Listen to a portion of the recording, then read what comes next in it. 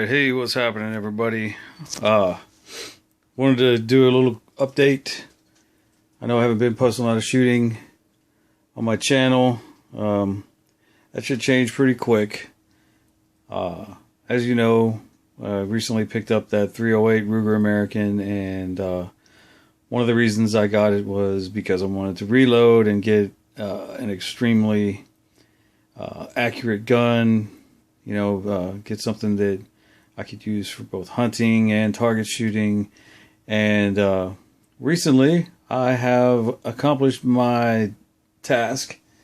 The task at hand with the Sierra Gameking bullet. Here, it is a 165 grain hollow point bow tail. And what they look like, the finished product here. Sorry about the mess. I have to coexist with my wife, and she's not a big fan of firearms.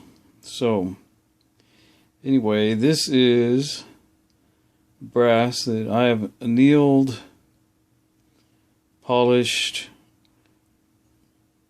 reprimed, and loaded. And if I can get my camera to focus, this is the Sierra hollow point bow tail. It's pretty accurate. I've got several different powders that I've been using to test out. You know, I got the IMR 4064, which is what I ended up with for my most accurate load. Picked up some of this Vitovari N150. While it's not the most accurate, I can get a little more velocity with no pressure signs out of the Vitovari. So let's just go over real quick what we got going on here. This is my case prep situation. I got my dies here with the breech lock system. This is a full-length resizing die. I just full-length resized about 170 cases after annealing them. So this here case has been annealed, so you can see the coloration.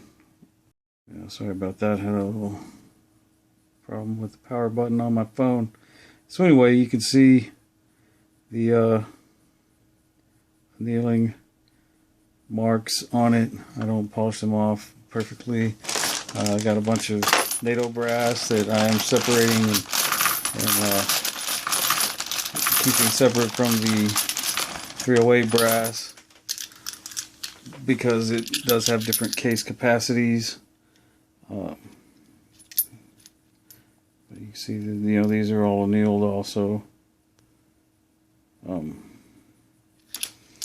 But yeah, with the different case capacity, you will end up with different velocities if you use the same powder, primer, and bullet length, or case overall length, all that stuff. Anyway, sidetrack there. What we have here is the Lee Perfect Powder Measure. You raise the handle here, the powder will funnel into this tube, but you adjust the length of the volume with that little knob here. You twist it in, and it of course reduces the volume. And you put your case right up in here. Whenever you put it back down, the powder will fall out into the case. Bam, you're done. This is the press. Like I said, I got a full-length resizing die in here. This is a little primer tool. You fill the tray with primers, and then you push this when the case is all the way forward. This lighting is terrible. You push this forward, and it will set a primer into this little cup. And then as you lower the die, you see that that's the cup there the primer would be in.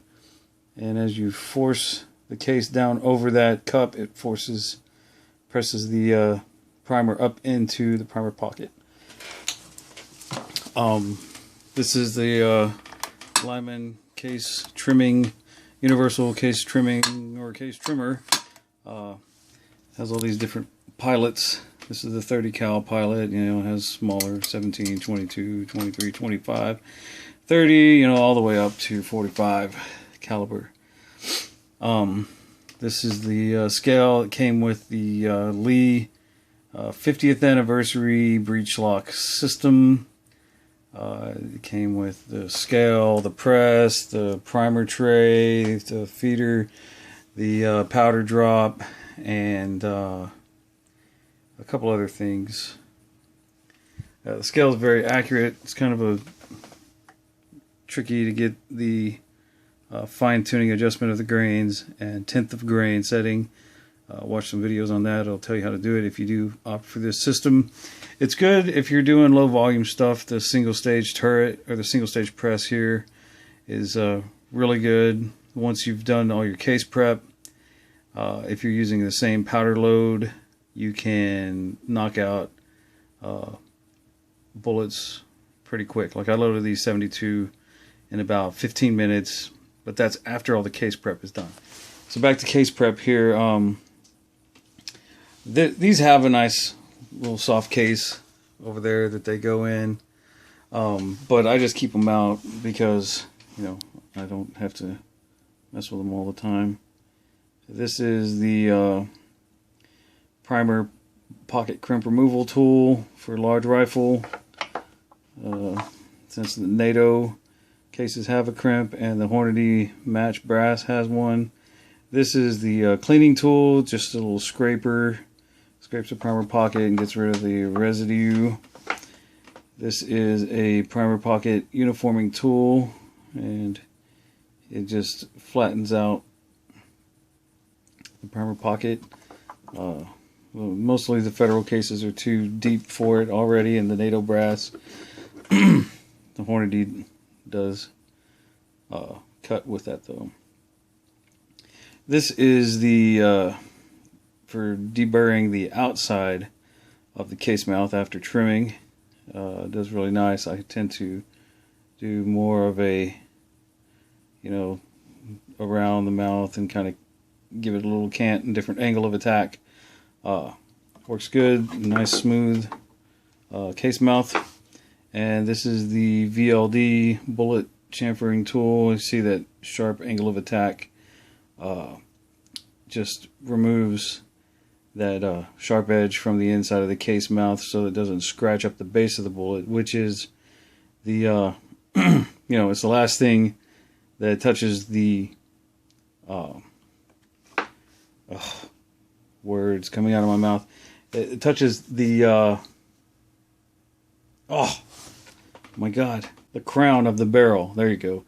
And if you have a nice crown and a nice base of the bullet, then all of the gases will escape evenly around the base of the bullet and not impart a wobble or yaw any more than was necessary.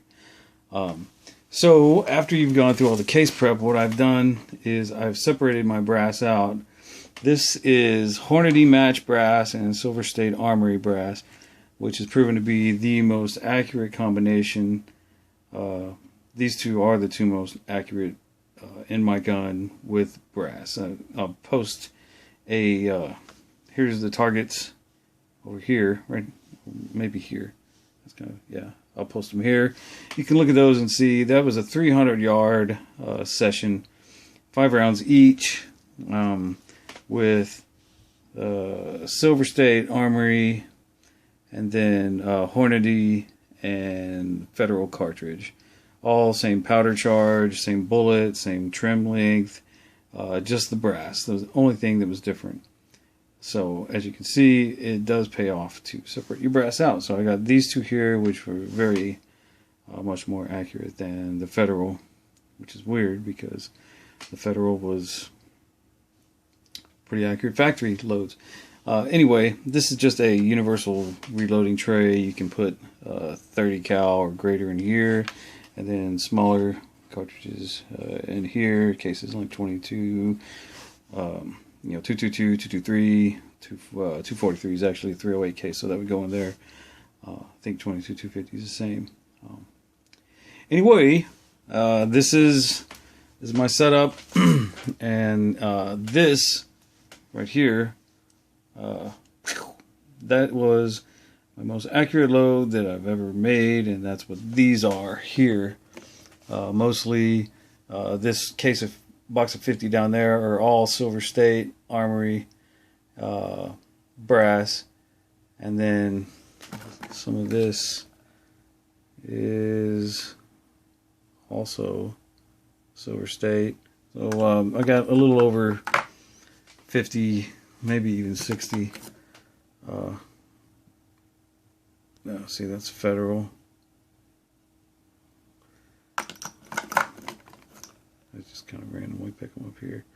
Federal. So yeah, a little over 50 of those loaded up with the Silver State Armory brass. So, oh, well, I guess I'll show you here too. This is this little thing, little toolbox I'm using. Got some prepared brass in here. And here is the some of the tools, a box of bullets, primers in here, calipers, torches for annealing the brass, and a kinetic bullet puller, and a whole bunch of 223 brass that I'm saving. And anyway, so that's the progress I've made with reloading so far. Pretty good stuff. Thanks for watching. Really appreciate it. Hope you guys have enjoyed seeing what's going on here, and we'll have some shooting soon.